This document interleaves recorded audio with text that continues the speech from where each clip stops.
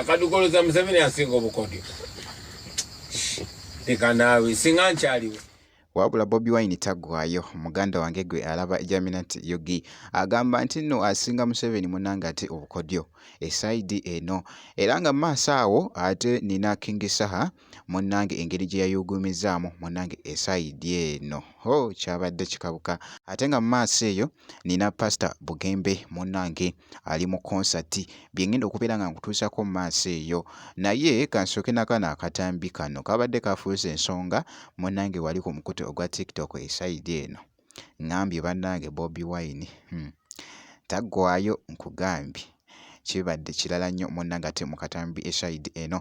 Naye nga yabadde wali munnange ate ku leediyo emu ebusoga esaidi eyo. Kakati wali jjukira nti nno pulezidenti yabadde amubuuza ebibuuzo awo munnange. Era nga ku katambi kano kabadde kafuuse ensonga wali ku bubaka buno bwe yabadde munnange addamu. Yagambye wali n'agamba nti nno Museveni wabanga ye nga alina obukodyo nga 7, nze ssebo nina obukodyo 3,000 bannange. Kasooke nkakuwe ate ndyoke nkomewo. Kadukoloza Museveni asinga obukodyo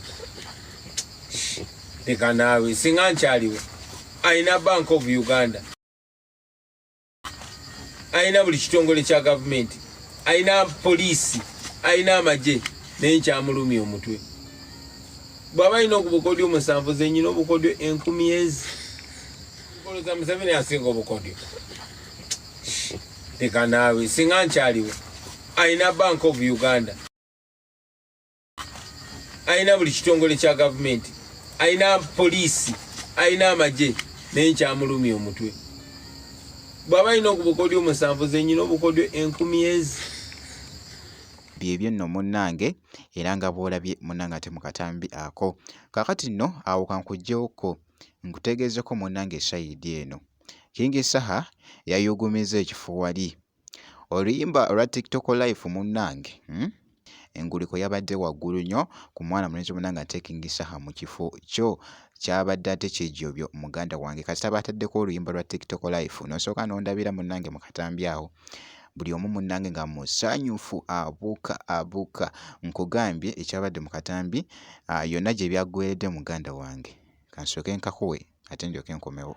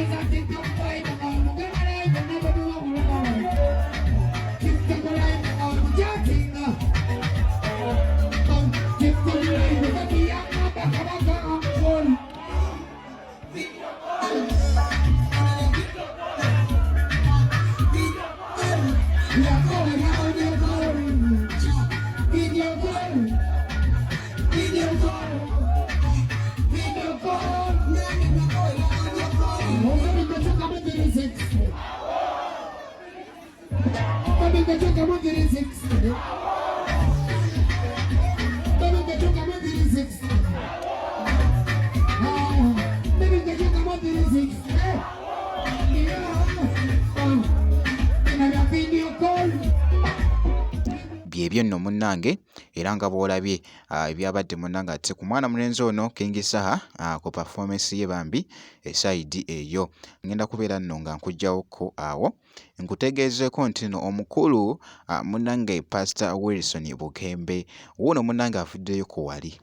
Era nga atukakashiza n'atugamba nti nno ategese munnange ate konsati munnange nga aweza ebbanga munnange ate mu mpeereza oba munnange ate mu kusanyusa munnange ate abawagizi be enguliko kw'ossa ate n'ebyo ebirala munnange esaidi eno. Era nga wali avuddeyoko n'agamba nti nno nga 8 munnange agenda kubeera wali ku Serena omukulu munnange ate Pastor Wilson Bugembe. Brothers and sisters, my name is Wilson Bugembe. I have a concert wali ku Serena nga 8. Please come and support me. We are going to sing songs from the days of Lengere Mbata. Come and see the dark. To God is the reason. Katonda yabadde mwene ensonga. To Amavivi Tegalimba, the knees don't lie. Please tell your friends serenanga munana. A table is 3 million ate kutulaka abantu nga munana 150 an individual to the songs of his spirit omoyo we. God does not forget the banaku katonda wabanaku akola. Brothers and sisters tugendeko serenanga munana.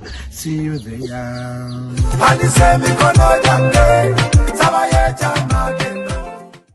Buli bwonna bw'omanyi nti nno Katonda yabadde mwene ensonga ennyimba endala mpitirivu nnyo muganda wange zagenda okubeera nga ate nga abakubamuko wali ng'ate ali mu kucelebratinga munnange nga ali mu kwebaza munnange ate Katonda okubeera ng'aludde mu kintu kino wali wonna kijja kubeera ate munnange ate kijjobyo naye nga munnange byebyo esayidi eyo ku mwana mulenzi munnange ate omukulu Pastor Wilson Bugembe era nga bwe nti bwenkoze omukyekingako gwe kasito subscribing ebisigadde byonna bitulekere ogenda kubeera ng'ofuna updates zonna wano ku Jaminant Yugi wali wonna kijja kuba nga kitambwira ddala bulungi nnyo muganda wange ngenda kubeera nga nkomawo ate mu maaso eyo katono nnyo bwe nti